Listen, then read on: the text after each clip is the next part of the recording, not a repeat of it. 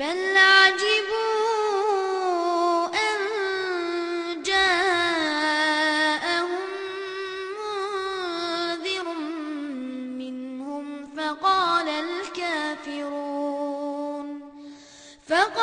الكافرون هذا شيء عجيب أإذا متنا وكنا ترابا ذلك رجع بعيد قد علمنا ما تنقص الأرض منهم وعندنا كتاب حفيظ بل كذبوا بالحق لما جاءهم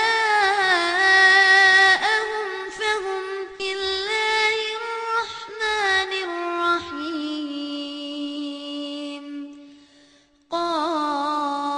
قاف والقرآن المجيد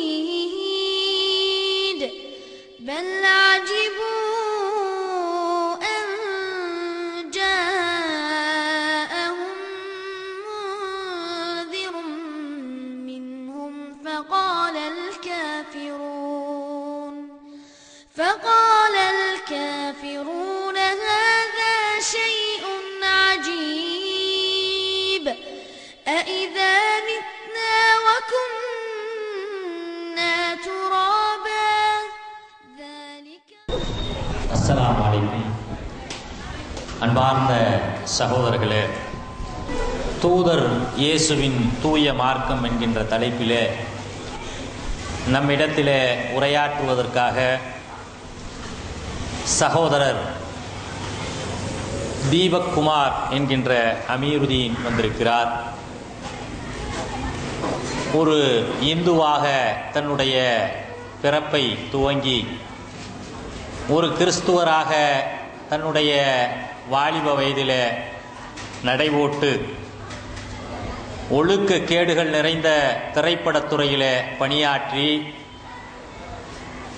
அதையெல்லாம் ஒவ்வொன்றாக ஆராய்ந்து இறுதியில் இந்த தீனுல் இஸ்லாத்தை ஏற்று இன்றைக்கு நம் முன்னே அமீருதீனாக இந்த தீனை தான் பெற்ற இன்பம் பெருகை வையகம் என்கின்ற அளவிலே அந்த தீனை மக்களிடத்தில் எடுத்துச் சொல்கின்ற ஒரு தாயியாக அழைப்பாளராக இருக்கின்ற சகோதரர் அமீருதீன் அவர்களே, இந்த நேரத்தில் உங்களோடு தன்னுடைய அனுபவங்கள், தன்னுடைய ஆன்மீக தேடல்கள் அனைத்தையும் உங்களிடத்தில் விளக்குவார். தூதர் இயேசுவின் தூய மார்க்கம் என்ற தலைப்பிலே. அஸ்ஸலாமு அலைக்கும் வரஹ்மத்துல்லாஹி வபரகாத்துஹு. ஏக இறைவனின் சாந்தியும் சமாதானமும் அவனுடைய கருணையும் அவனுடைய அருள் வளங்கள் அனைத்தும் நம் அனைவரின் மீது உண்டாவதாக. ஆவுது பில்லாஹி மினஷ் ஷைத்தானி ரஜீம். இறைவா, உன்னால் விரட்டப்பட்ட சைத்தானின் தீங்குகளிலிருந்து உன்னிடம் பாதுகாவல் தேடுகிறேன். பிஸ்மில்லாஹிர் ரஹ்மான் அர் ரஹீம். அளவற்ற அருளாளனும் நிகரற்ற அன்புடையருமாகிய ஏக இறைவனாகிய அல்லாஹுவின் திருப்பெயரால் என்னுடைய இந்த பேச்சை துவங்குகின்றேன். அல்ஹம்துலில்லாஹி ரப்பில் ஆலமீன். வானங்கள், பூமி, சூரியன், சந்திரன், அண்டசராசரங்கள், நட்சத்திரங்கள், மனிதர்கள் உட்பட பூமியில் உள்ள சகல ஜீவராசிகள் அனைத்தையும் படைத்து வளர்த்து பரிபாலித்து வரும் அந்த ஏக இறைவனாகிய அல்லாஹுக்கே புகழ் அனைத்தும். அஷ்ஹது அல்லா இலாஹ இல்லல்லாஹ் வ அஷ்ஹது அன்ன முஹம்மதன் அப்துஹு வ ரசூலுஹு. வணக்கத்துக்குரியவன் அல்லாஹ் ஒருவனை தவிர வேறு எவரும் இல்லை. முஹம்மத் நபி ஸல்லல்லாஹு அலைஹி வஸல்லம் அவர்கள் அல்லாஹ்வுடைய அடிமை என்றும் அவனுடைய தூதர் என்றும் நான் சாட்சி கூறுகின்றேன். அளவற்ற அருளாளன், நிகரற்ற அன்புடையோன், யாவற்றையும் மிகைத்தவன், ஞானம் உள்ளவன், மிக்க மன்னிப்பவன், கிருபை உள்ளவன், சாந்தி அளிப்பவன், உணவளிப்பவன், ஆட்சிக்கு அதிபதி, ஆட்சியை கொடுப்பவன், ஆட்சியை பறிப்பவன், மகா பொறுமையாளன், அடக்கி ஆள்வன், அடக்கி ஆள்பவன், ஏகன், உயிர் கொடுப்பவன், உருவமளிப்பவன், மரணிக்கச் செய்பவன், மீண்டும் உயிர் கொடுத்து எழுப்பவன், தீர்ப்பு நாளின் அதிபதி, இப்படி பெருமைகள் அனைத்திற்கும் சொந்தக்காரரான ஏக இறைவனாகிய அல்லாஹுவை போற்றி புகழ்ந்து துதித்து தூதர் இயேசுவின் தூய மார்க்கம் என்ற தலைப்பில் இன்ஷா அல்லாஹ் உங்கள் மத்தியில் உரையாற்ற இருக்கிறேன். அன்புக்குரிய சகோதரர்களே, சகோதரிகளே, சகோதரர் சொன்ன மாதிரி நான் ஒரு இந்து குடும்பத்தில் பிறந்தவன். 42 வருட என்னுடைய 42வது வயது வரைக்கும் நான் ஒரு முருக பக்தன். விபூதி பூசிக்கிட்டு கந்தசஷ்டி கவசம் சொல்லுவாங்க, இந்து மக்களுக்கு தெரியும். அதை படித்து நான் டிரான்ஸ்போர்ட்டில் வேலை பார்த்தேன். கவர்மெண்ட்டில் ஏஇயாக இருந்தேன், அசிஸ்டன்ட் இன்ஜினியராக இருந்தேன். அதற்கு பிறகு என்னுடைய தம்பி சிவகுமார் அவனுடைய மரண சம்பவத்துக்கு பிறகு நான் என்னுடைய வாழ்க்கையில் பல சம்பவம் நடந்தது. நிறைய மரணங்களை சந்தித்தேன். என்னுடைய நண்பர்கள் 2 பேர், என்னுடைய தம்பி, என்னுடைய மாமனார், இன்னும் சொந்தக்காரங்க 2 பேர். அது ஒரு 6 மாத காலகட்டத்துக்குள் ஒரு 7-8 மரணங்கள் நிலைகளை வைத்து விட்டது. அதன் பிறகு நிறைய சம்பவங்கள் என் வாழ்க்கையில் நடந்து நான் ஒரு கிறிஸ்தவனாக மாறினேன். பைபிளை ஆழ்ந்து படித்தேன், சர்ச்சுக்கெல்லாம் போனேன். பைபிளை படிக்க எனக்கு தெரிஞ்ச உண்மை என்னன்னு சொன்னால், ஜீசஸ் கிரைஸ்ட், இயேசு கிறிஸ்து அவர்கள், ஈசா அலைஹிஸ்ஸலாத்து வஸ்ஸலாம் அவர்கள் கண்டிப்பாக இறைவனாக இருக்க முடியாது என்பதை நான் தெரிந்து கொண்டேன். அவர்களுடைய வார்த்தைகளிலிருந்தே, பைபிளில் ஜீசஸ் கிரைஸ்ட் சொன்ன அந்த வார்த்தைகளிலிருந்தே நான் அந்த உண்மையை தெரிந்து கொண்டேன். அப்படியானால் யார் கடவுள்? யார் கடவுளாக இருக்க முடியும்? இதுவரைக்கும் நம்ம சிலை வணக்கசாலிகளாக இருந்தோம், சிலை வணக்கசாலியாக இருந்தேன். இப்பொழுது இயேசுவை வணங்கக்கூடிய ஒரு மனிதனாக இருக்கிறேன். ஆனால் பைபிளை படிக்க இயேசு கிறிஸ்து இறைவன் அல்ல, பரிசுத்தாயும் இறைவன் அல்ல, பிதாகிய தேவன் அவர்தான் இறைவன். அந்த இறைவன் யார்? நாம் யாரை வணங்க வேண்டும்? பிதா, சுதன், பரிசுத்தாரி 3 பேரை வணங்க வேண்டுமா? இப்போ இறைவன் யார் அப்படின்ற தேடல் எனக்கு வந்தது. நான் பைபிளத்தை ஆழ்ந்து படித்தேன். கண்டிப்பாக இயேசு கிறிஸ்து கடவுள் இல்லை என்றால் யார் கடவுளாக இருக்க முடியும்? என்னுடைய வாழ்க்கையில் நிறைய சம்பவங்கள் நடந்தது. கடைசியாக ஒரு நாள் இது இறைவன்ட்டே கேட்டுருவோம். எது கொம்பு? மனிதர்கள்ட்ட கேட்டால் ஆளாளுக்கு ஒன்று சொல்கிறாங்க. சிலைகளை வணங்குகிற அந்த மனிதர்களை போய் கேட்டால் அந்த ஊரில் உள்ள அந்த சிலைக்கு பவர் அதிகம். கல்யாணம் ஆகலையா, இந்த ஊரில் உள்ள இந்த சிலையை போய் வணங்கினா திருமணமாகும்.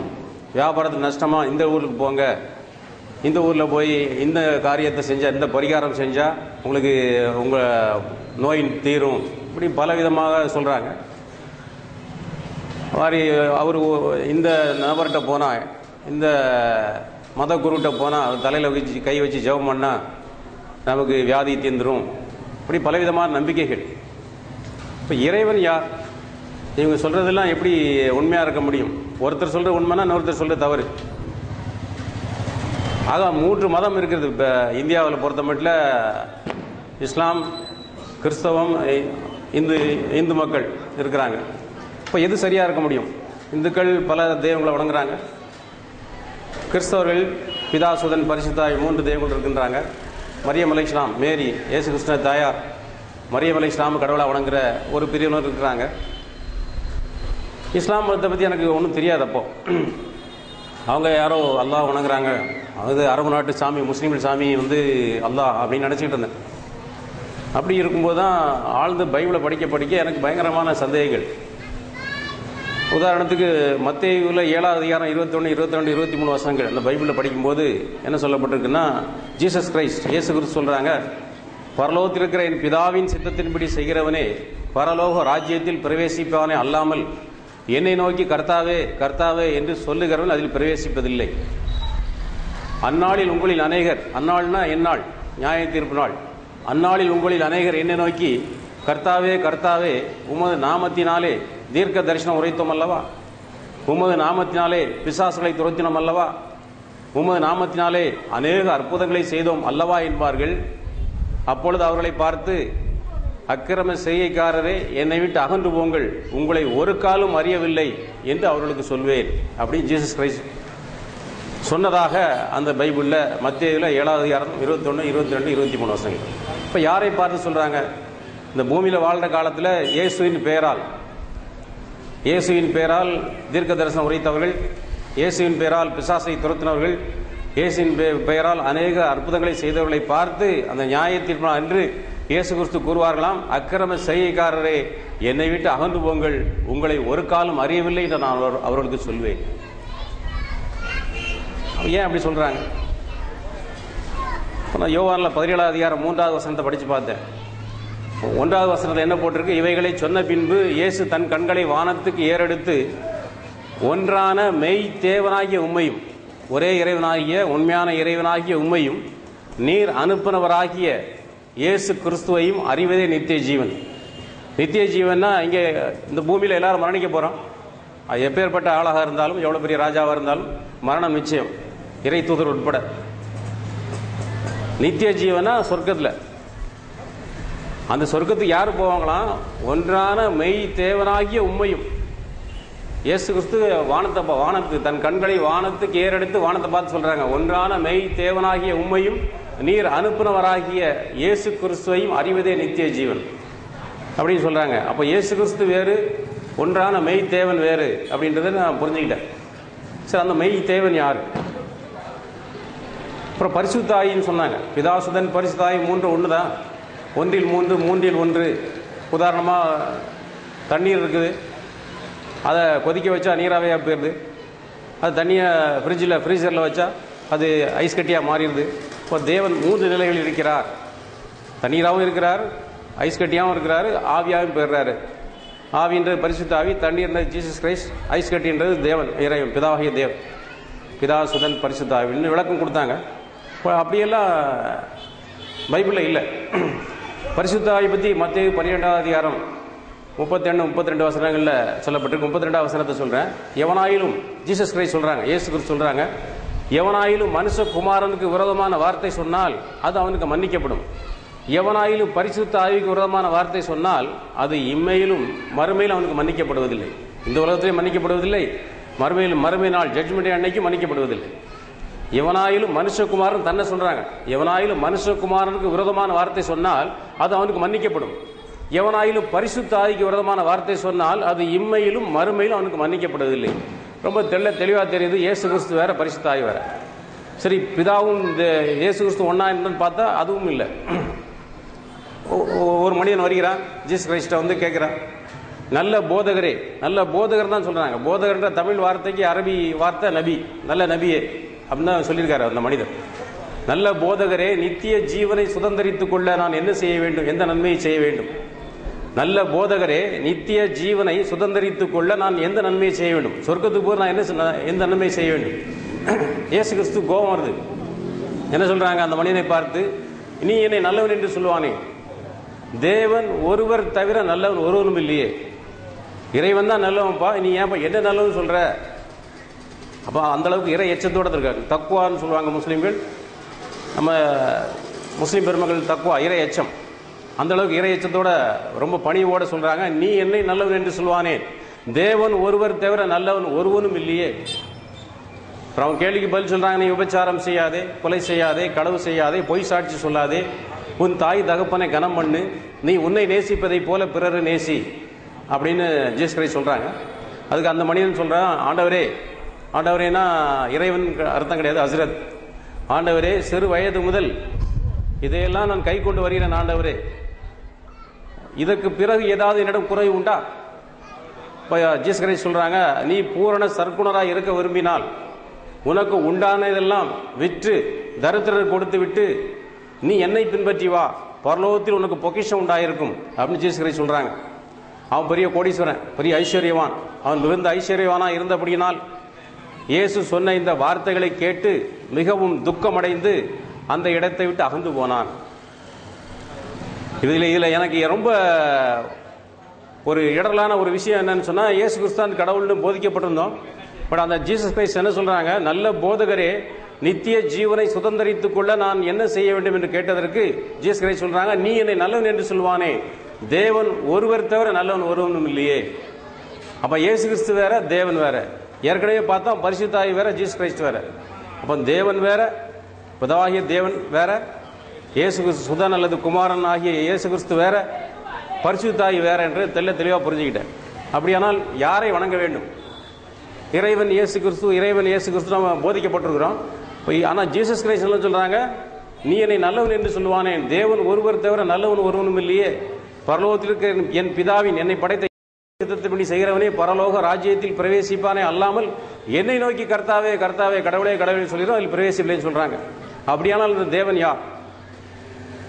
இப்படி பல இடங்கள், அதாவது நீங்கள் வேண்டிக் கொள்ள வேண்டிய விபதமானது எப்படி இறைவன்ட்ட வேண்டணும், துவா கேட்கணும்னு சொல்லி கொடுக்குறாங்க.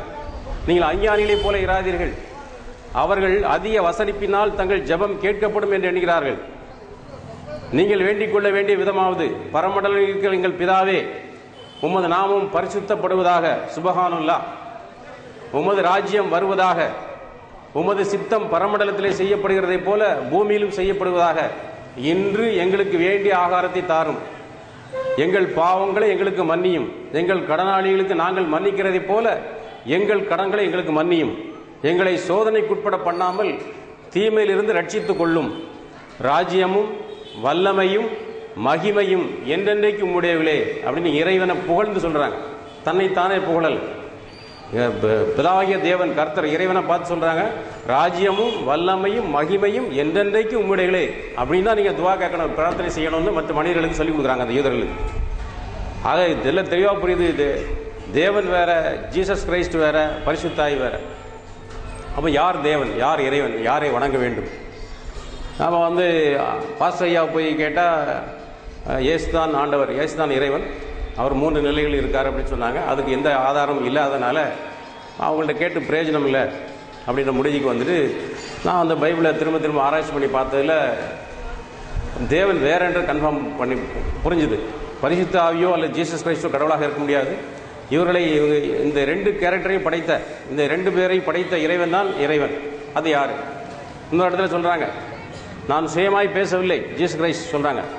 யோவான் 12வது அதிகாரம் 49-50 வசனங்களை சொல்றாங்க, நான் சுயமாய் பேசவில்லை, நான் பேச வேண்டியது என்னதென்றும் நான் உபதேசிக்க வேண்டியது என்னதென்றும் என்னை அனுப்பின பிதாவே எனக்கு கட்டளையிட்டார். அவருடைய கட்டளை நித்திய ஜீவனாயிருக்கின்ற அறிவேன், ஆகியால் என் பிதா எனக்கு சொன்னபடியே நான் பேசுகிறேன் என்றார். நான் சொந்தமா பேசலப்பா, இதைத்தான் நீங்க பேசணும், இதைத்தான் நீங்க உபதேசிக்கணும்னு என்னை யார் அனுப்பினாலும் அந்த இறைவன் தான் எனக்கு கட்டளையிட்டு இருக்கிறார். ஜீசஸ் கிரைஸ்ட் எனக்கு கட்டளையிட்டான் இறைவன் சொல்றார். இப்போ ஜீசஸ் கிரைஸ்டே கடவுளாக ஆகணும்னால் ஜீசஸ் கிரைஸ்டுக்கு கட்டளையிடுற அந்த இறைவனை நீங்க என்ன சொல்லுவீங்க? அப்ப அந்த இறைவன் யார்? இந்த தேடல். அப்படியானால் எங்கு கண்டுபிடிக்கிறது? பல சம்பவங்கள் நடந்துச்சு, அது அதெல்லாம் சொல்றதுக்கு இங்கே நேரம் இல்லை. எனக்கு கொடுக்கப்பட்ட தலைப்புக்குள்ள நான் முடிக்கணும்.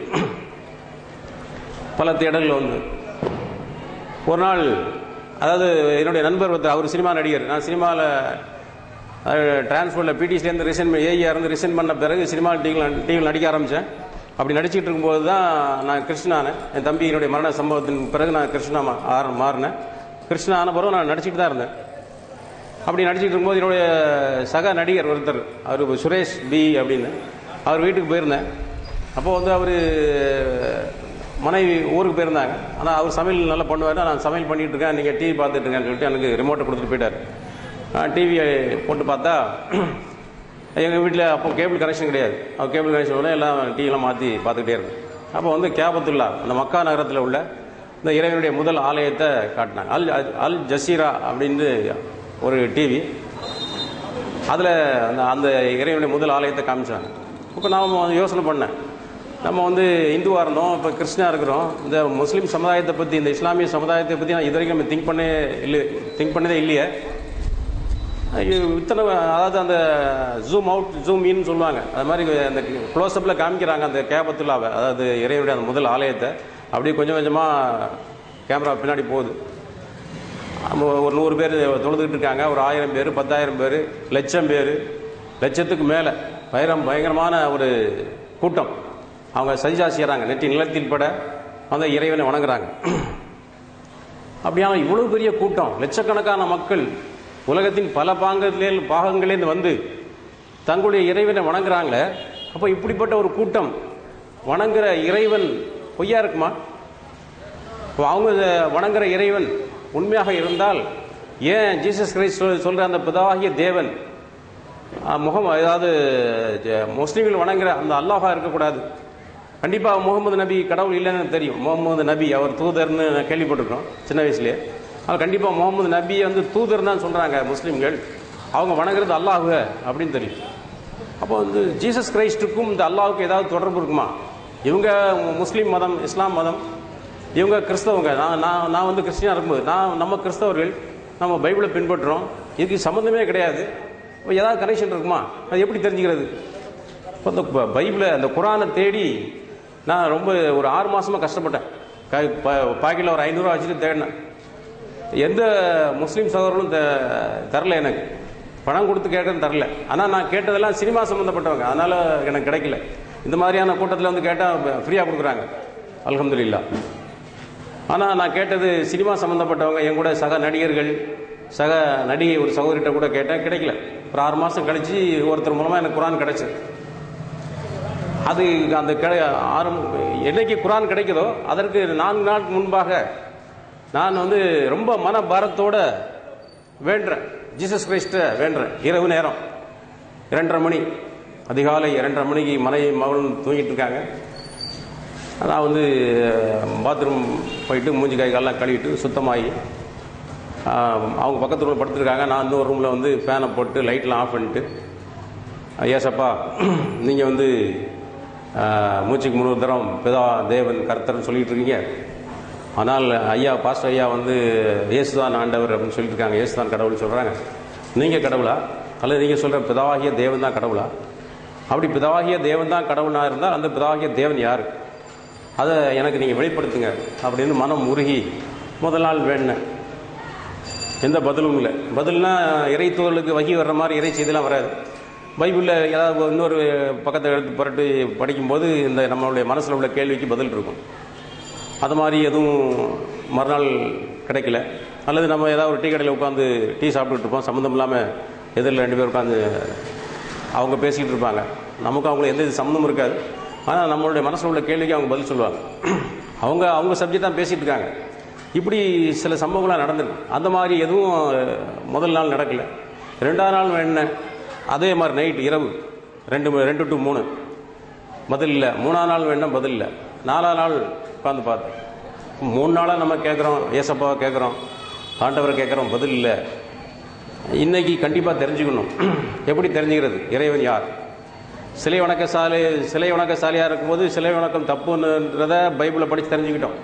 சங்கீதத்தில் 135 அதிகாரத்தில் 15, 16, 17 வசனங்களில் ரொம்ப தெளிவாக போட்டிருக்காங்க. பல இடத்துல இருக்குது. உதாரணத்துக்கு ஒரு இடம், அஞ்ஞானிகளுடைய விக்கிரகங்கள் பொன்னும் வெள்ளியும் மனுஷருடைய கை வேலையுமா இருக்கிறது. மனுஷங்க தான் அந்த சிலையை செய்கிறாங்க, பைபிள் சொல்லுது. அஞ்ஞானிகள், ஞானி ஆப்போசிட் அஞ்ஞானி. அஞ்ஞானியுடைய விக்கிரகங்கள் பொன்னும் வெள்ளியும் மனுஷருடைய கை வேலையுமா இருக்கிறது. அவைகளுக்கு கண்களிருந்தும் காணாது, வாயிருந்தும் பேசாது, செவி இருந்தும் கேளாது, நாசி இருந்து சுவாசம் இல்லை, வாயிருந்தும் அதில் சுவாசம் இல்லை. அதை செய்கிறவர்களும் அதை வணங்குகிறவர்கள் யாவரும் அவைகளைப் போலவே இருக்கிறார்கள். அவங்களுக்கு கண் இருக்கு, ஆனால் மனக்கண் கொண்டு இறைவனுடைய அத்தாட்சிகளை பார்க்கறது இல்லை. காது இருக்குது, இறைவனுடைய உண்மையான செய்தி அவங்க கேட்கறது இல்லை. வாய் இருக்குது, அவங்க சுவாசிக்கிறாங்க, உயிரோட தான் இருக்கிறாங்க. ஆனால் உயிரோட இருந்தும் அவன் மனிதனை போல இருக்கான். ஏன்னா உண்மையான இறைவனை பற்றி தெரியாதனால இறைவன் கூட குரானில் கேட்குறான், உயிர் உள்ளவர்களும் இறந்து போனவரும் சமமானவர்களா, கல்வி கற்றவரும் கற்காத சமமானவர்கள் கேட்குறாங்க. அது மாதிரி இறைவனை பற்றி நாலேஜ் இருக்கிறவன் தான் உண்மையிலே உயிரோட இருக்கிறான். உண்மையான இறைவனை பற்றி அந்த ஞானம் இல்லாதவன் உயிரோட இருந்தும் அவன் மரணித்தவன். அந்த அர்த்தத்தில் சொல்லப்பட்டிருக்கு. அவைகளை செய்கிறவர்களும் அவைகளை வணங்குகிறவர்கள் யாவரும் அவைகளைப் போலவே இருக்கிறார்கள். செத்து போன மாதிரி இருக்கான். அவங்க சிலை வணக்கம் தப்பு அப்படின்றது பைபிள் சொல்லுது.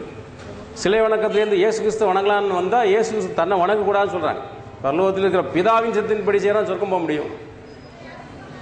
இப்போ இன்னொரு இடத்துல பார்த்தேன், இறைவன் எப்படிப்பட்டவர்னு போட்டிருக்கு. 1 தீமோத்தேயு 6வது அதிகாரம் 16வது வசனம். அதில் என்ன போட்டிருக்கு? இறைவன் எப்படிப்பட்டவரா?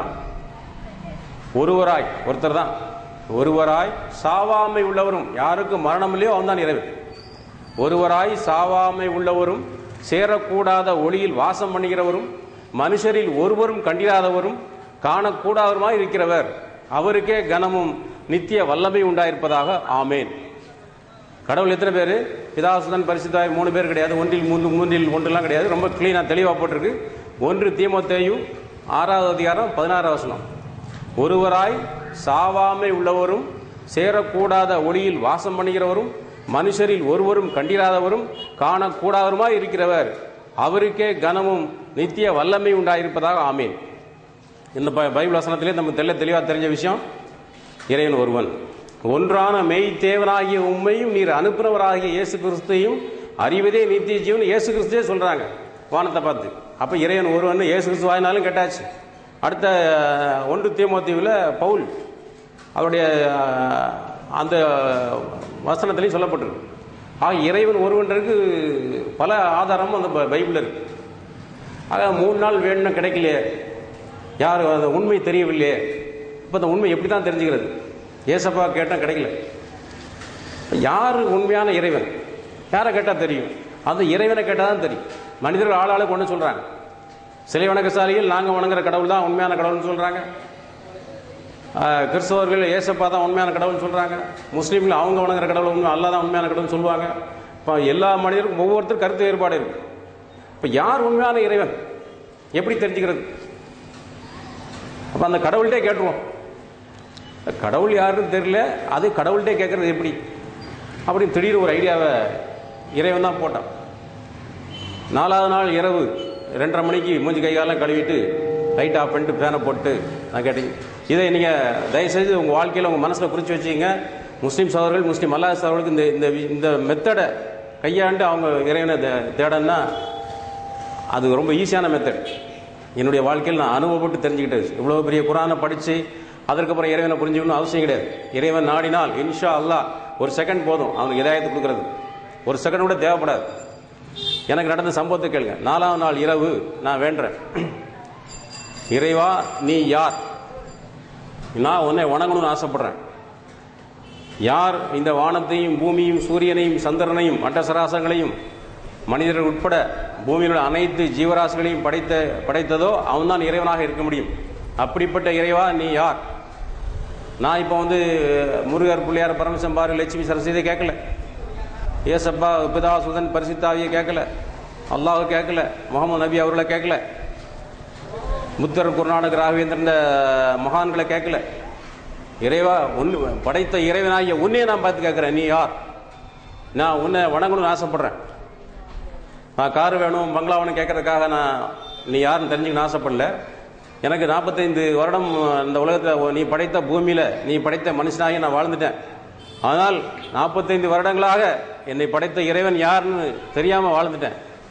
இனிமேலும் நான் அந்த மாதிரி இருக்க தயாராக இல்லை. அதனால் இறைவா உனக்கு 24 ஹவர்ஸ் டைம் தரேன். 24 மணி நேரம் தான் உனக்கு டைம். இந்த 24 மணி நேரத்துக்குள்ள நான் தான் உன்னை படைத்த இறைவன் நீ சொல்ற, நான் தான் உன்னுடைய வணக்கத்துக்கு உரிய இறைவன் நீ எனக்கு சொல்ற. சொல்ல வேண்டிய கட்டாய கடமை உனக்கு இருக்கிறது. நீயோ இறைவன், நானோ மனிதன். நீயோ எஜமான், நானோ உன்னுடைய அடிமை. அடிமைக்கு சில கடமைகள் இருப்பது போல அடிமைக்கு சாப்பாடு போடணும், அவனுக்கு ட்ரெஸ் கொடுக்கணும், அவங்க தங்குறதுக்கு இடம் கொடுக்கணும், இதெல்லாம் எஜமானுக்கு கடமை. அடிமைக்கு கடமை இருப்பது போல எஜமானுக்கு கடமை இருக்கிறது. அந்த கடமையில் முதல் கடமையாக நான் நினைக்கிறது என்னன்னு சொன்னா, நான் தான் உன்னுடைய எஜமான் அப்படின்னு எனக்கு சொல்ல வேண்டிய கட்டாய கடமை உனக்கு இருக்கிறது. அப்படி சொல்ல தவறிவிட்டால் 24 மணி நேரம் டைம். ஏன்னா 45 வருடம் உலகத்தில் வாழ்ந்துட்டேன். 45 வருஷமா என்னை படைத்த இறைவன் யாருன்னு தெரியாம நான் வாழ்ந்துட்டேன். இனிமேல் நான் என் டைம் வேஸ்ட் பண்ண தயாரா இல்லை. அதனால 24 ஹவர்ஸ் டைம், அதற்குள்ள நான் தான் உன்னை படைத்த இறைவன் அப்படின்னு எனக்கு சொல்ல வேண்டிய கட்டாய கடமை உனக்கு இருக்கிறது. ஒருவேளை நீ சொல்ல தவறிவிட்டால் ஜட்ஜ்மெண்ட் டேன்னு, நியாய தீர்ப்பு நாள், ஜட்ஜ்மெண்ட் டே அல்லது கியாமத் நாள். அப்போ கியாமத் நாள் வார்த்தைலாம் தெரியாது. நியாய தீர்ப்பு நாள் ஒன்று இருந்து அந்த நாள் அன்று நான் உன் முன்னாடி நிற்கும் போது நீ ஏண்டா என்னை வணங்கல அப்படின்னு என்னை கேட்கக்கூடாது. ஏனென்றால் என்னை படைத்த இறைவன் யாருன்னு எனக்கு தெரியல.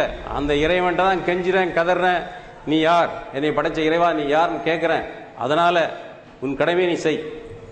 24 மணி நேரத்துக்குள்ள நான் தான் உன்னை படைத்த இறைவன் அப்படின்னு எனக்கு சொல்ல வேண்டிய கட்டாய கடமை உனக்கு இருக்கிறது. அப்படி சொல்ல தவறிவிட்டால் நியாய தீர்ப்பு அன்று நீ ஏன் என்னை வணங்கல அப்படின்ற கேட்கிற தகுதியை நீ இழந்து விடுவாய். அதனால் எனக்கு சொல்லு அப்படின்னு மனம் முருக இறைவன்ட்ட வேண்டிட்டு நைட்டு 2:30 மணி 3:30 மணி வேண்டிட்டு படுத்து தூங்கியாச்சு. மறுநாள் காலைல விடியுது. நான் இன்றைக்கி வீட்டை விட்டு வெளியே போக மாட்டேன். அன்றைக்கி ஷூட்டிங் இல்லை. அப்போ சினிமா டிவியில் நடிச்சிட்டு இருக்கேன். ஷூட்டிங் இல்லை, 2-3 நாளைக்கு ஷூட்டிங் இல்லை. நான் என்றைக்கும் இன்னைக்கு வீட்டை விட்டு வெளியே எங்கேயும் போக தயாரில்லை. படைத்த இறைவன் வல்லமை மிக்கவனாக இருந்தால், நான் வீட்டுக்குள்ளே இருந்தாலும் நான் தான் உன்னுடைய இறைவன் சொல்கிறதுக்கு வல்லமை உடையவனாக இருந்தால்தான் அவன் கடவுளாக இருக்க முடியும் அப்படின்ற எண்ணத்தில் நான் வீட்டை விட்டு வெளியே போக மாட்டேன். வைராக்கியமாக உட்காந்துருக்கேன். டிஃபன் சாப்பிட்டு உட்காந்துருக்கிறேன். திடீர்னு ஒரு ஞாபகம் வந்துச்சு. எனக்கு தெரிந்த ஒருவர் அவருடைய வீட்டில் ஒரு குழந்தை பிறந்து இறந்து போச்சு. ஒரு 3 மாதத்துக்கு முன்னாடி நான் திருநெல்வேலிக்கு போயிருக்கும்போது சென்னையில் அவருடைய குழந்தை இறந்து போச்சு. இப்போ உடனே துக்கம் விசாரிக்க திருநெல்வேலிக்கு போயிருக்கும்போது கேள்விப்பட்டு ஃபோனில் துக்கம் விசாரிக்கலான்னு நான் போனேன். எங்கள் அம்மா தடுத்தாங்க. அவங்களுடைய மனைவி ரொம்ப அழுதுகிட்டு இருக்காங்க. ரொம்ப நாள் கழிச்சு ஒரு குழந்தை பிறந்து இறந்து போச்சுன்றது.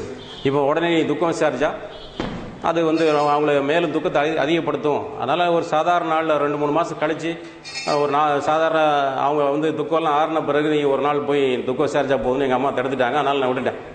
இந்த 4ஆவது நாள் வேண்டி அதிகாலை டிஃபன் சாப்பிட்டு இருக்கும்போது எனக்கு திடீர்னு ஞாபகம் வருது. 3 மாதம் இருக்குமே, இப்போ அவங்கள்ட்ட போய் துக்கம் விசாரிச்சுட்டு வரலாமான்ட்டு இப்போ சும்மா தான் உட்காந்துட்டு இருக்கோம். இந்த வேலையாக செய்வோன்னு வண்டி எடுத்துகிட்டு போகிறேன். வீட்டில் இருக்கீங்களான்னு கேட்டேன். அந்த அண்ணனை இருக்கேன்னார். அவர் முஸ்லீம். போகிறேன், துக்கம் விசாரித்தேன். அப்போ நான் இந்துவாக இருக்கும்போது அவங்களுக்கு தெரியும், நான் கிறிஸ்டினானது அவங்களுக்கு தெரியாது. ஆனால் பைபிளில் ஜீசஸ் கிரைஸ்ட் மற்ற மனிதர்களுக்கு ஆறுதல் சொல்கிறாங்க. என்ன சொல்கிறாங்க? கவலைப்படுகிறதுனால் எவன் ஒருவன் தன் சரீரத்தில் ஒரு முழத்தை கூட்டினான், கவலைப்படுறதுனால ஒரு முழம் கூட்டிட போதா? ஆனால் கவலைப்படாமல் இருங்கன்னு ஜீசஸ் கிரைஸ்ட், இயேசு கிறிஸ்து, ஈசா அலைஹிஸ்ஸலாத்து வஸ்ஸலாம் அவர்கள் ஆறுதல் சொல்கிற மாதிரி பைபிளில் வசனம் இருக்கு. அதை சொல்லி நான் ஆறுதல் சொல்கிறேன். கவலைப்படாதீங்கன்னு. ரொம்ப அவங்களுக்கு 2 குழந்தைகள் இருக்குது. ரொம்ப ஒரு 7-8 வருஷம் கழித்து திரும்ப ஒரு குழந்தை பிறந்து அந்த குழந்தை இறந்து போச்சு. அதுக்கு துக்கம் விசாரிக்க போகும்போது நான் இந்த பைபிளில் ஜீசஸ் கிரைஸ்ட் சொன்ன அந்த வார்த்தையை சொல்லி நான் ஆறுதல் சொல்கிறேன். அவங்களுக்கு ஒரே ஆச்சரியம். என்னுடைய பேர் எங்கள் அப்பா அம்மா வச்ச பேர் தீபக்குமார்லாம் கிடையாது. சினிமாக்காக வச்சுக்கிட்ட பேர் குருசாமி. என் பேர் எங்களுடைய தாத்தா பேர். அப்போ அந்த அண்ணன் சொன்னார், குருசாமி நீங்கள் நான் திருநெல்வேலி இந்து சைவ பிள்ளைமார் அந்த சமுதாயத்திலேருந்து நான் இஸ்லாத்துக்கு வந்திருக்கேன். இப்போ நான் ஐஎம் முஸ்லீம். நீங்கள் திருநெல்வேலி இந்து சைவ பிள்ளைமாராச்சா, நீங்கள் ஈசா அலைஹிஸ்ஸலாம் பற்றிலாம் சொல்கிறீங்களே அப்படின்னா. ஈசா அலைஹிஸ்ஸலாம் அவர் யார்? நான் இயேசு கிறிஸ்தை பற்றி, ஜீசஸ் கிரைஸ்ட்டை பற்றி. நீங்கள் யாரோ சொல்கிறீங்களா ஈசா அலைஹிஸ்ஸலாம் சொல்கிறீங்களா, அவர் யார்? ஈசா அலைஹிஸ்ஸலாம் இயேசு கிறிஸ்து அப்படின்னா. இயேசு கிறிஸ்து எங்கே போட்டிருக்கு? ஈசா அலைஹிஸ்ஸலாம்னா இயேசு கிறிஸ்து எங்கே போட்டிருக்கு? குரானில் இருக்கா? எனக்கு தூக்கி வாரி போட்டுச்சு. குரானில் ஜீசஸ் கிரைஸ்ட்டை பற்றி இருக்கா? என்னங்க அண்ணன், நான் இப்போ நான் ஒரு கிறிஸ்டினாக இருக்கிறேன். பைபிளில் இயேசு கிறிஸ்துவை பற்றி சொல்லப்பட்டிருக்குன்னா அது நியாயம் இருக்குது. பைபிள் இயேசு கிறிஸ்து மூலமாக அருளப்பட்ட வேதம் நாங்கள் நம்புகிறோம். நீங்கள் முஸ்லீம், உங்களுடைய வேதம் குரான் அப்படின்னு எனக்கு தெரியும், நான் கேள்விப்பட்டிருக்கேன். உங்கள் குரானில், முஸ்லீம்களாகிய உங்களுடைய வேதத்தில், உங்கள் குரானில் இயேசுவை பற்றி இருக்கா? ஏன் இல்லாமல்? அவங்க ரொம்ப சாதாரணமாக சொல்கிறாங்க. அந்த அண்ணன் சொல்கிறாரு, ஈசா அலைஹிஸ்ஸலாம் அவங்களும் அல்லாவுடைய தூதர் தானே. எப்படி முகமது நபி அல்லாவுடைய தூதரோ அதே மாதிரி அதுக்கு முன்னாடி தூதர் தான் இயேசு கிறிஸ்து அப்படின்னாங்க. எனக்கு தூக்கி வாரி போடுச்சு. ஆஹா, நைட் 2:30 மணிக்கு வேணும், ஏதோ ஒன்று நடக்க போகுது அப்படின்னு எனக்கு தெரிஞ்சு போச்சு. இறைவன் தன்னை எனக்கு வெளிப்படுத்த நாடி விட்டான்னு எனக்கு புரிஞ்சு போச்சு. அதுக்கு 6 மாதமாக நான் குரான் தேடி அலையும்போது யாரும் கொடுக்கல. அதே கோவத்தில் இவங்க ஒரு உரிமை உள்ள இடம், எங்கள் அண்ணனுக்கு ஃப்ரெண்டு அவங்க கேட்டேன், என்னென்ன குரானில் ஜீசஸ் கிரைஸ்ட் பற்றி இருக்கான்னு. ஆமாம் இருக்குங்க. அப்போ எனக்கு குரான் தர முடியுமா? நான் நிறைய முஸ்லீம்கிட்ட குரான் கேட்டேன், ஒருத்தரும் தரல. நீங்கள் கூட தரமாட்டீங்கன்னு நினைக்கிறேன். யார் சொன்னால் நான் உங்களுக்கு தரேன் அப்படின்னு புது குரான். அது 1945களில் ஆக்கா அப்துல் ஹமீது பாக்கவி அப்படின்ற அசரத் அவங்க மொழிபெயர்த்து அந்த குரான், புது குரான் என் கையில் கொடுத்தாங்க. சரி, கிடைப்பதற்கு அரிய பொக்கிஷம் எனக்கு கிடைத்து விட்டேன். நான் திருடியாக படிச்சு நினச்சிட்டு இருந்தேன் 6 மாதமாக. அப்படிப்பட்ட ஒரு குரான் கையில் கிடைச்சதுனால அதை வாங்கிட்டு உடனே வீட்டுக்கு போகணுன்றதுனால, ஆனால் எனக்கு ஒரு முக்கியமான வேலை இருக்குது, இப்போ தான் ஞாபகம் வந்துச்சு, அப்புறமா அவங்க சந்திக்கிறேன் சொல்லிட்டு, அதாவது குரானை படிக்கணுன்றதுக்காக வீட்டில் போய் படிக்க ஆரம்பித்தேன். ஃபஸ்ட்டு பேஜை திரும்பினேன். அது அளவற்ற அருளாளனும் நிகரற்ற அன்புடையனுமாகிய அல்லாஹ்வின் திருப்பெயராலும் போட்டிருக்கு. அதுக்கு நம்பர் போடலை, அல் ஃபாத்திகான்னு போட்டுருச்சு. 1வது வசனம், அகிலத்தாரின் இறைவனாகிய அல்லாஹுக்கே புகழ் அனைத்தும். நம்ம நைட்டில் 2:30 மணிக்கு என்ன வேணும்? அகிலங்கள் அனைத்தையும் படைத்த இறைவா நீ யார்? வானத்தையும் பூமியையும் சூரியனையும் சந்திரனையும் அண்டசராசங்களையும் நட்சத்திரங்களையும் பூமியுடைய சகல ஜீவராசிகளையும் படைத்த இறைவா நீ யார் முதல் வரியில் என்ன பதில்? அகிலங்கள் அனைத்தையும் படைத்த அல்லாஹுக்கே புகழ் அனைத்து, அகிலத்தாரின் இறைவனாகிய அல்லாஹுக்கே புகழ் அனைத்து. அவன் எப்படிப்பட்டவன்? அவன் அர் ரஹ்மான், அளவற்ற அருளாளன், அர் ரஹீம், நிகரற்ற அன்புடையவன். அவன் யாரு? மாலிக் யௌமித்தீன், தீர்ப்பு நாளின் அதிபதி. நீங்கள் பைபிளை படித்து பார்த்தீங்கன்னா ஒரு சந்தேகம் வரும். தீர்ப்பு நாளின் அதிபதி ஜீசஸ் கிரைஸ்டோ, தேவன் அந்த அதிகாரத்தை ஜீசஸ் கிரைஸ்ட் கொடுத்துட்டு அவர் பேசாமல் இருப்பார்ன்ற மாதிரி அந்த மாதிரியான அர்த்தம் வர்ற வாசகங்கள்லாம் இருக்குது. இவ்வளோ நாள் தீர்ப்பு நாளின் அதிபதி இயேசு கிறிஸ்துன்ற சந்தேகத்தில் இருந்தோம். நிச்சயமாக கிடையாது. அல்லாஹ் தான் தீர்ப்பு நாளின் அதிபதி, இறைவனே சொல்கிறான். மாலிக் யௌமித்தீன், தீர்ப்பு நாளின் அதிபதி. இய்யாக்க நஅபுது வ இய்யாக்க நஸ்தஈன், இறைவா உன்னையே நாங்கள் வணங்குகிறோம், உன்னிடமே எங்களுடைய உதவியும் தேடுகிறோம். இஹ்தின ஸிராத்தல் முஸ்தகீம், எங்களை நீ நேர்வழியில் நடத்துவாயாக. ஸிராத்தல்லதீன அன்அம்த அலைஹிம் கைரில் மக்லூபி அலைஹிம் வலல்லாலின் ஆமீன். இதற்கு முன்னர் எவர்கள் மீது அருள் புரிந்தாயோ அத்தகைய ஒரு வழியில் நீ எங்களை நடத்துவாயாக. அது உன் கோபத்துக்குள்ளான ஒரு வழியும் அல்ல, மற்றும் வழிதோர் வழியும் அல்ல. ஆமீன். அந்த 7 வரி வசனத்திலேயே எனக்கு பல விஷயங்கள் புரிய ஆரம்பிச்சிச்சு. அப்போ இறைவன் அல்லாஹ். அல்லாஹ்னா அது அரபி வார்த்தை, தமிழில் அதுக்கு இறைவன் என்று பொருள். இன்னும் பல விஷயம் தெரிஞ்சுக்கிட்டேன். தமிழில் இறைவன் அல்லது கடவுள் அல்லது ஆண்டவன் சொல்கிறோம், மலையாளத்தில் தெய்வம்னு சொல்கிறோம், தெலுங்கில் தேவுடுன்றோம், கன்னடத்தில் தேவருன்னு சொல்கிறோம், ஹிந்தியில் பகவான் சொல்கிறோம், இங்கிலீஷில் காட் அல்லது அல்மைட்டின்னு சொல்கிறோம். காடுக்கு டெஃபினிஷன் கொடுக்குறாங்க, ஜிஓடி. ஒவ்வொரு தனித்தனி எழுத்துக்கும் தனித்தனி மீனிங் இருக்கு. ஜினா ஜென்ரேட்டர், உற்பத்தி செய்பவன். ஓனா ஆபரேட்டர், உற்பத்தி செய்த உயிரினங்களை இயக்குபவன். உயிரினங்கள் அல்லாது எல்லாத்தையும் இயக்குபவன். ஜினா ஜென்ரேட்டர், ஓனா ஆபரேட்டர், டினா டெஸ்ட்ராயர், அழிப்பவன். படைத்து வளர்த்து அழிப்பவன். ஜிஓடி காட், ஜென்ரேட்டர், ஆபரேட்டர், டெஸ்ட்ராயர் அப்படின்னு அவங்க அர்த்தம் சொல்றாங்க, அல்லது அல்மைட்டின்னு சொல்றாங்க. அதே மாதிரி அரபி மொழியில் அல்லாஹ். அல்லாஹ்னா இறைவன் அர்த்தம். அல்லாஹ்னா ஏதோ அரபு நாட்டு சாமி, முஸ்லீம் சாமி அல்லாஹ் அப்படின்றதெல்லாம் கிடையாது அப்படின்றத தெளிவாக புரிஞ்சுக்கிட்டேன். அப்புறம் அந்த அல்பகரான அடுத்த இதெல்லாம் படிக்க ஆரம்பித்தேன். அதில் பல சந்தைகள் வந்தது, அதெல்லாம் கேட்டு தெரிஞ்சுக்கிட்டு தெளிவான முடிவுக்கு வந்தேன். அதுக்கப்புறம் ஜீசஸ் கிரைஸ்டை பற்றி போட்டிருக்குன்னு சொன்னார் அண்ணன். எங்கே போட்டிருக்கு அப்படின்றது படித்து பார்த்தேன். 2வது அத்தியாயம், 3வது அத்தியாயம், 4, 5, 19வது அத்தியாயத்தில் நிறைவான விஷயங்கள் இருக்குது. அப்போ என்னுடைய சந்தேகத்துக்குரிய சந்தேகத்தெல்லாம் தெளிவுபடுத்தின வேதம் இறுதி வேதம் குரான். ஏன்னா அப்பழுக்கற்ற வேதம்ன்றதை புரிஞ்சுக்கிட்டேன். என்னெல்லாம் புரிஞ்சுக்கிட்டேன்றதான் இப்போ சொல்லுவோம். இயேசுவின் அது தூதர், இயேசுவின் தூய மார்க்கம். இயேசு கிறிஸ்து தூதர்ன்றான் கன்ஃபார்மாக போச்சு. இறைவன் குரானில் சொல்கிறான், எப்படி அவங்கள படைச்சேன் அப்படின்னு சொல்லி காமிக்கிறான். இம்ரான்ற ஒரு மனிதர் இருக்கிறாரு, அவருடைய மனைவி அவங்க கர்ப்பமாக இருக்காங்க. அவருடைய கர்ப்பம் தெரிஞ்சிருக்கும் போது அந்த அம்மா இறைவன்கிட்ட துவா செய்கிறாங்க, பிரார்த்தனை செய்கிறாங்க. அல்லாஹ் இறைவா, நான் வயிற்றில் சுமந்து கொண்டிருக்கிற இந்த குழந்தையை உன்னுடைய ஊழியத்திற்காக நான் நேர்ச்சி செய்து விட்டேன் அப்படின்னு சொல்கிறாங்க. அந்த குழந்தை பெண் குழந்தையாக பிறக்குது. இறைவா, நான் குழந்தை பெற்றெடுத்தது பெண் குழந்தையாக இருக்கிறதே அப்படின்னு சொல்லிட்டு சொன்ன உடனே இறைவன் சொல்கிறான், அவள் பெற்றெடுத்து அல்லாஹ் அறிவான், இறைவன் அறிவான் அப்படின்னு சொல்லணும். ஆணோ பெண்ணோ அந்த அம்மா முடிவுக்கு வந்துட்டாங்க, நான் நேர்ச்சி செஞ்சது தான். இதுக்கு என்ன மரியம் என்று நான் பெயரிட்டுள்ளேன். மரியம் என்ற அந்த அரபி வார்த்தைக்கு ஊழியம் செய்பவள் அர்த்தம். மரியம் என்ற பெயரை விட்டுருக்கிறேன், அதான் உன்னுடைய சேவைக்காக நான் விட்டுட்டேன். இந்த பெண் குழந்தைக்கும் இதற்கு பிறகு வரக்கூடிய சந்ததியினருக்கும் உன்னால் விரட்டப்பட்ட சைத்தானியின் தீங்குகளில் இருந்து உன்னிடம் பாதுகாவல் நான் தேடுகிறேன். பாதுகாவல் தேடுகிறேன்னு சொன்னால் அல்லாஹ் இறைவன் சொல்லி காமிக்கிறான். அந்த பெண் கேட்ட அந்த துவாவை, பிரார்த்தனையை அழகிய ஏற்புடையதாக அல்லாஹ் ஏற்றுக்கொண்டான். அதை அங்கீகரிச்சிட்டான். அது மரியம் அலைஹிஸ்ஸலாம் அவங்களுக்கும், மேரி அவங்களுக்கு பிறகு வரக்கூடிய சந்ததியினருக்கும் விரட்டப்பட்ட சைத்தானியின் தீங்கை விட்டு அல்லாஹ்விடம் பாதுகாவல் தேடினாங்க. அது அல்லாஹ் ஏற்றுக்கிட்டான். அப்புறம் அந்த குழந்தை பிறக்குது. அந்த மரியம்ன்ற குழந்தை பிறக்கிறாங்க. அவங்கள வளர்க்குற பொறுப்பை நபி ஜக்ரியா அலைஹிஸ்ஸலாம் அவங்க ஏற்றுக்கிட்டாங்க. அந்த மரியம் அலைஹிஸ்ஸலாம் ரூம்குள்ளே பூட்டி அறைக்குள் இருக்கும்போது இவங்க போய் பார்க்கும்போது அந்த சீசனில் கிடைக்காத பழம், அந்த நகரத்தில் கிடைக்காத பழ வகைலாம் சாப்பிட்டுக்கிட்டு இருக்காங்க. அப்போ இவர் கேட்குறாரு, இது எப்படி கிடைச்சது மரியம்? எனக்கு அல்லாஹ் கொடுத்தான்.